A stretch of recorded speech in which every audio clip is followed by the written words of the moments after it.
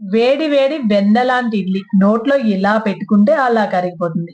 దాంతో పాటు మంచి పల్లీ చట్నీ, లేకపోతే కొబ్బరి చట్నీ. ఇదేమీ లేకపోయినా ఆవకాయ పచ్చడున్నా చాలు. సూపరు! సూపరు! ఎందుకో తెలియదు కానీ చాలా మందికి ఇడ్లీ అంటేనే ఇష్టం ఉండదు. నాకు మాత్రం వేడి వేడి ఇడ్లీ అంటే చాలా ఇష్టం. లాస్ట్ టైమ్ సమ్మర్‌లో అరుణాచలం వెళ్ళాం.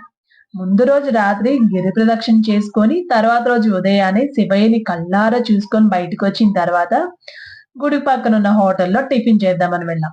మా వాళ్ళంతా పూరీలు, దోసలు ఆర్డర్ పెట్టుకుంటుంటే, చెన్నై వచ్చి ఆ మాత్రం సాంబార్ ఇడ్లీ తినకపోతే ఎట్లా అని నేను మాత్రం సాంబార్ ఇడ్లీ ఆర్డర్ చేసుకున్నాను. అబ్బబ్బబ్బా! ఆ ఇడ్లీ, ఆ సాంబారు తలుచుకుంటేనే నోట్లో నీళ్ళొచ్చేస్తున్నాయి. 2 ఇడ్లీకే బకెట్ సాంబార్ చేశాను. అంటే దాని టేస్ట్ ఏ రేంజ్‌లో ఉందో అర్థం చేసుకోండి. బిల్లిచ్చేటప్పుడు బేరర్ ఎందుకో విచిత్రంగా చూసాడు నా వైపు. రోజుకొక కస్టమర్ ఇలాంటోళ్ళొస్తే చాలు ఇంక మా హోటల్ గోవిందో గోవిందా అన్నట్టు. మీలో ఎంతమందికి సాంబార్ ఇడ్లీ అంటే ఇష్టమో కామెంట్ చేసేయండి. Please subscribe my channel. Thank you.